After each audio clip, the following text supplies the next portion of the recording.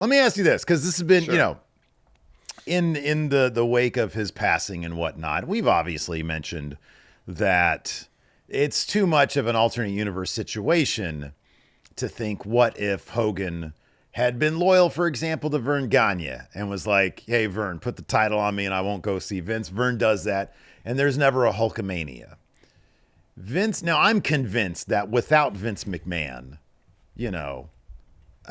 we would be movie podcasters. We would Probably. be something else. We would maybe stuck with video games, movies, I don't know what. We'd be doing something else. Yeah.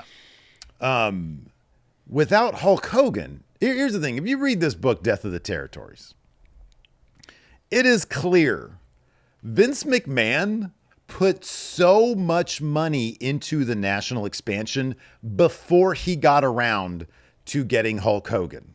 He put a ton of money. This was happening regardless. Now, obviously, your front-facing guy is Hulk Hogan, but Vince obviously would have found, or would have tried to have found, somebody else. Yeah.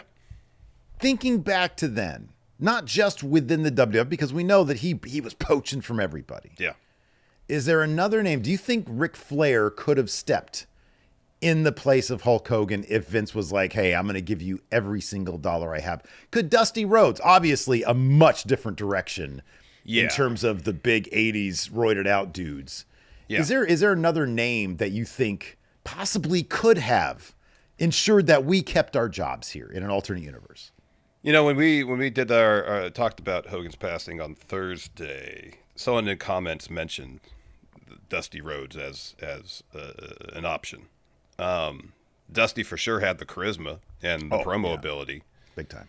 I mean, at the same time, it's hard to disassociate Hogan from 80s WWE because he seemed, in a lot of respects, to encapsulate what Vince was all about in terms of how he wanted to present his product. He had every imaginable aspect that was put all together. The next closest thing, and this would be 2 years off, would be Randy Savage, because he had the physique. Yeah. He had, it wasn't as tall as Hogan. No, but he wasn't. He had He the had the same look. presence, yeah. He had the presence. He had the crazy, promos and all that kind of stuff. He was a little bit on the, a little out there side in terms of the promos, not quite to the degree, Hogan, he'd look right into the camera and basically grab you with his charisma and his promos. Savage would grab you, but in kind of a different way. And I don't know if that would have been the same type of thing or if they could have anchored with Savage. I don't know. I don't know either. It's really hard to say. At that point, by 1984, 85, I feel like Flair was so associated with the NWA and how they approach things. And, he was still, for the better part of the 80s, he was a heel, and the way NWA did things in terms of touring the territories was still kind of antithetical to what Vince was trying to do, which was have babyface champion at the center of the company and just throw a bunch of heels at his direction as challengers, as opposed to the NWA, which did the inverse. You had your heel champion, and then in individual territories, they'd build up their top babyface to challenge heel champion, which I guess from a territory perspective probably benefited the individual territories because, hey, we're building up this babyface to challenge Flair. Yeah. Our top babyface, if he's going to lose, is going to go an hour time limit draw with Flair. He looks like $1 million for further establishing our top babyface as a moneymaker in our territory, so on and so forth. Eventually, the top babyface in whatever territory, the NWA would say, all right, you're going to be champion for a bit, only for Flair to eventually get it back. And Vince and Hogan did the opposite thing, where Hogan had the belt forever, and, hey, it's Piper, it's Orndorff. You can list off. Well, it was the template Bundy. that his dad set up. Bruno was a babyface for 25 years he was champion. Yeah, for the first 13 years of the company, he's pretty much champion for a majority of that. Backlund for 5. It was Pedro that Morales was as well. The New York way of doing it was that Yeah. way. Yeah. Yeah. And he expanded that on a national level. So I don't know. I don't know if Flair fits kind of because also what Vince was trying to do. You think of other guys around that time, and even Magnum TA was a little bit after that. But and I wonder, because when you look at Hogan pre-WWF, it wasn't there. The sort of like super intensity wasn't there. He had the look. He clearly had the promo, but it wasn't until he got to WWF that really got amped up to like 11. And so I wonder if he would have taken, like, if he would have tried it with a Magnum TA. Great look to the guy, but also very the way they did things then in the NWA in the territories in the South was more of a low key approach. You look at Jerry Lawler in Memphis, and he's talking like I am right now. He's just talking like a normal dude, but with cock of the walk type guy.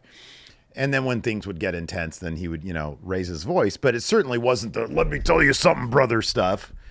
And I wonder if somebody that we don't think of that now would have adapted their style to that, and and who that would be.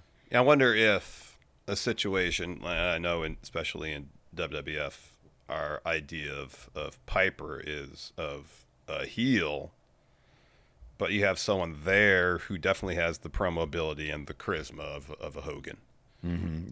Not the same stature as Hogan, obviously, but perhaps Piper is somebody that Vince could have seen as potentially somebody, a babyface who could kind of carry the company.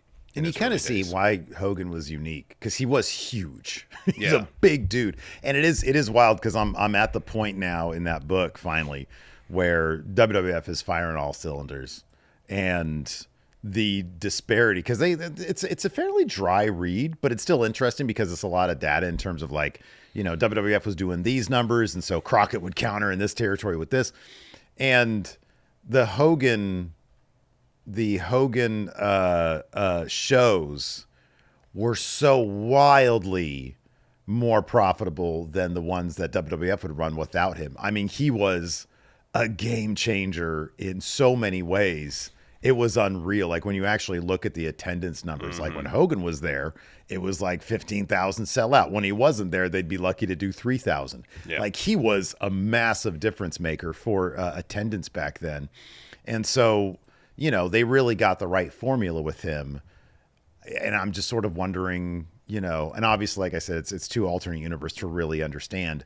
Yeah. But if there was somebody who had even close to his size and ability to get that camera charisma through, the TV sets, if there was anybody else who could have adapted the "let me tell you something" style of promo that they had him do back then, the say your prayers and, eat your vitamins and all, and, milk and whatnot. Yeah. So I don't know. Interesting question. Let us know in the comments below what y'all think about that.